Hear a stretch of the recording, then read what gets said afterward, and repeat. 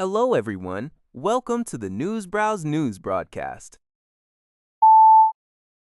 CBS News reports that at least 2 ships, a container ship and a cargo ship, were attacked in the Strait of Hormuz on Wednesday, potentially jeopardizing U.S.-Iran peace talks.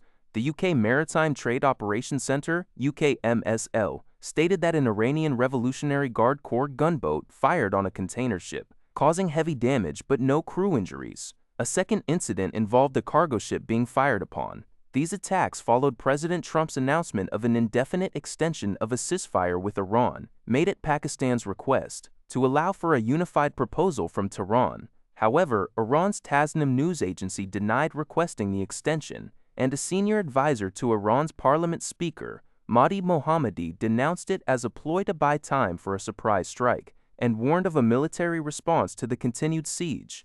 The incidents come after the U.S. recently seized an Iranian container ship and boarded an Iranian-linked oil tanker. Russian drones targeted Ukraine's primary Black Sea port in Odesa and a railway facility in Zaporizhia overnight, resulting in the death of a train driver and injuries to another, according to Ukrainian Deputy Prime Minister Oleksiy Kuleba. Kuleba condemned the attacks as another proof of terrorism, stating that Russia is waging war against civilians and those working to keep the country moving. Additionally, Russia launched drones and missiles near the Chernobyl nuclear plant, raising concerns about potential accidents.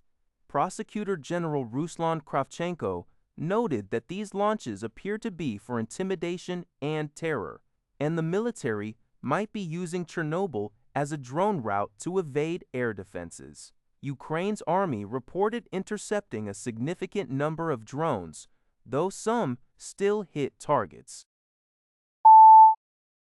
Al Jazeera reports a devastating surge in stillbirths and birth defects in Gaza, with stillbirths rising by 140% and congenital anomalies doubling compared to pre-war levels.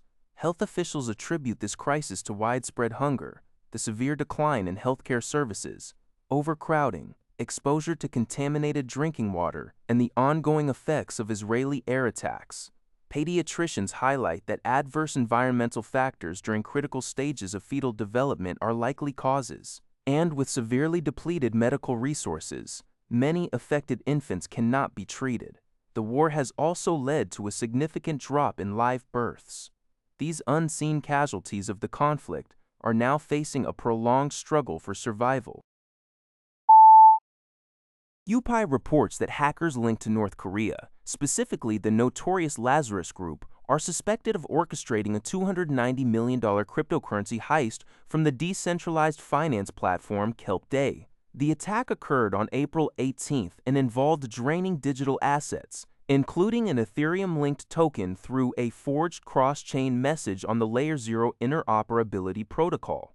This incident marks another significant cyber theft attributed to Pyongyang, which authorities say uses such illicit operations to fund its nuclear weapons and ballistic missile programs, bypassing international sanctions.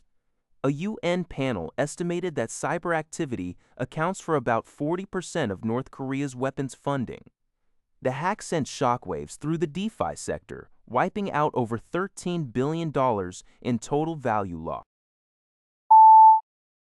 Pakistani sources have revealed that Pakistan has formally requested the United States government to lift the naval blockade imposed on Iran's ports.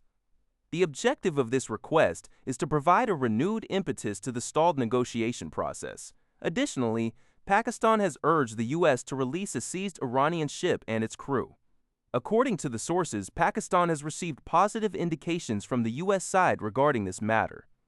However, no specific timeline has been provided for the potential release of the ship and its crew. This report originates from Xinhua.